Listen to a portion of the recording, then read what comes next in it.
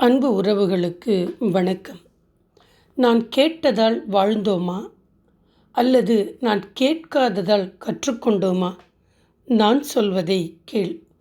ஒரு மனிதன் பிறக்கிறான். பிறந்தவுடன் அவனுக்கு பேசத் தெரியாது. ஆனால் அவன் கேட்கத் தொடங்குகிறான். தாயின் குரலை கேட்கிறான். இதய துடிப்பை கேட்கிறான். வீட்டின் ஒலிகளை கேட்கிறான். பின்னல் உலகத்தின் குரல்களை கேட்கிறான். ஒரு நாள் அவனிடம் யாரோ சொல்கிறார்கள், நான் சொல்வதை கேள். அவன் கேட்கிறான்.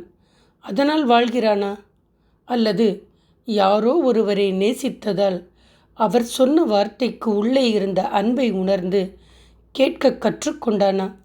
இந்த இரண்டுக்கும் இடையில்தான் மனித வாழ்க்கையின் மிக பெரிய கேள்வி மறைந்திருக்கிறது.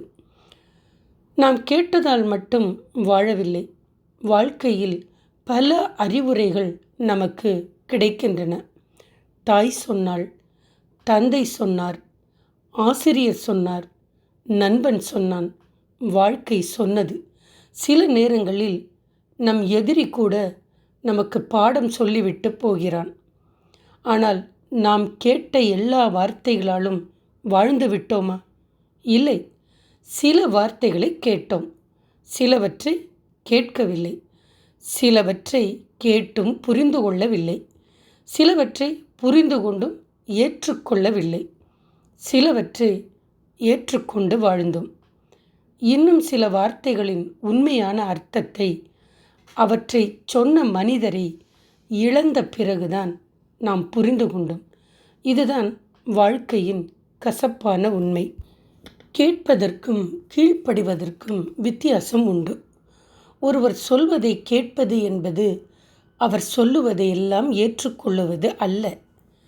இதை கற்றுக்கொள்ளுவது மிகவும் முக்கியம். கேட்பது அறிவு, அதை ஏற்றுக்கொள்ளுவது என்பது ஞானம். ஒரு மனிதன் எல்லோருடைய வார்த்தைகளையும் கேட்கலாம். ஆனால் எல்லோருடைய வார்த்தைகளையும் வாழ்க்கையின் சட்டமாகி விடக்கூடாது. ஏனென்றால் சில அறிவுரைகள் அனுபவத்திலிருந்து வருகின்றன. சில அறிவுரைகள் அன்பிலிருந்து வருகின்றன. சில அறிவுரைகள் பயத்திலிருந்து வருகின்றன.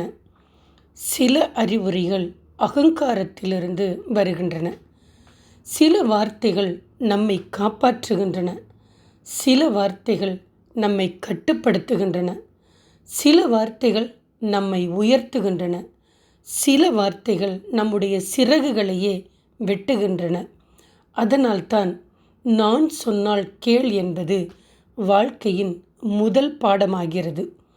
ஆனால் எதை கேட்க வேண்டும் என்பதுதான் அடுத்த பாடம். ஒரு குழந்தை தாயின் வார்த்தையை கேட்கிறது. ஏன்? தாயிடம் அதிகாரம் இருப்பதால் மட்டுமல்ல, அவள் மீது நம்பிக்கை இருப்பதால். அதுதான் மிக பெரிய வேறுபாடு. குழந்தை தாயின் கையை பிடித்து சாலையை கடக்கிறது. அது போக்குவரத்து விதிகளை முழுமையாக புரிந்து கொண்டதால் அல்ல, அது தாயை நம்புவதால். அந்த கேள் என்ற வார்த்தையை விட நம்பிக்கை அங்கு பெரியதாகிறது. ஒரு நதி ஓடுகிறது. அதன் இருபுறமும் கரைகள் இருக்கின்றன. கரை நதியிடம் இங்கேயே ஓடு என்று சொல்லுவதில்லை. அதனால்தான் பாதையை தாங்குகிறது. நதிக்கரையை ஏற்றுக்கொண்டு ஓடும்போது அது அழகான பயணமாகிறது.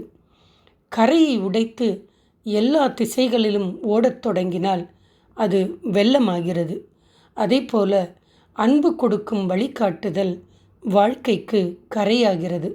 ஆனால் அதிகாரம் மட்டும் கொடுக்கும் கட்டுப்பாடு ஒரு வெள்ளமாகி உறவுகளை உடைக்கலாம்.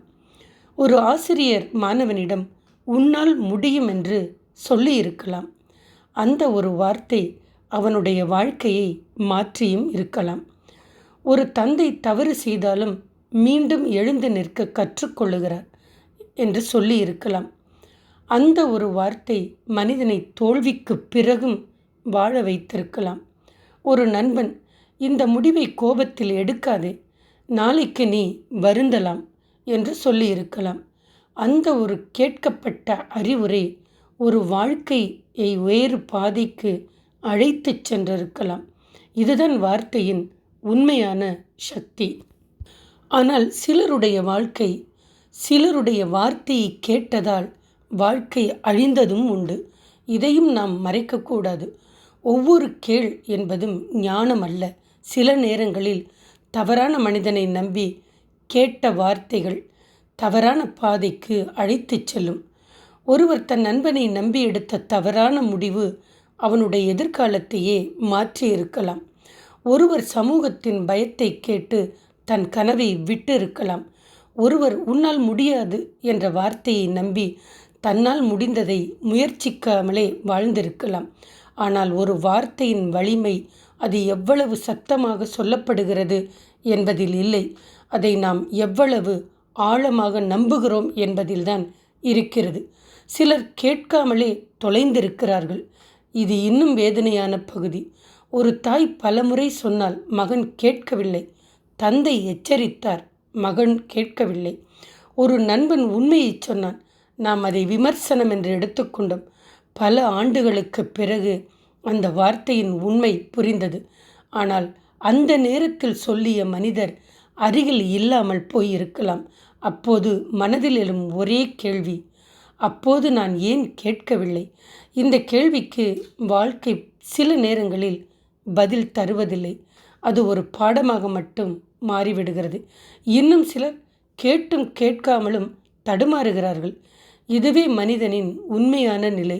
நாம் எல்லாவற்றையும் அறிந்தவர்கள் அல்ல, எல்லாவற்றையும் அறியாதவர்களும் அல்ல. நாம் நடுவில் நிற்கிறோம். ஒரு பக்கம் பிறருடைய அனுபவம், மறுபக்கம் நம்முடைய அனுபவம். ஒரு பக்கம் அறிவுரை, மறுபக்கம் நம்முடைய சுதந்திரம்.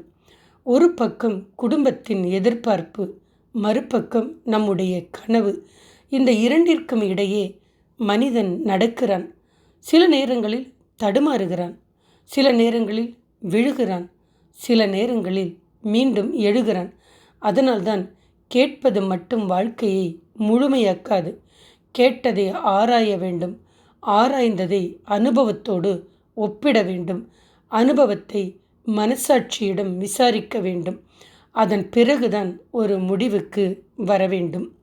நன்றி, வணக்கம். நாம் என்றும் இணைந்தே பயணித்திருப்போம்.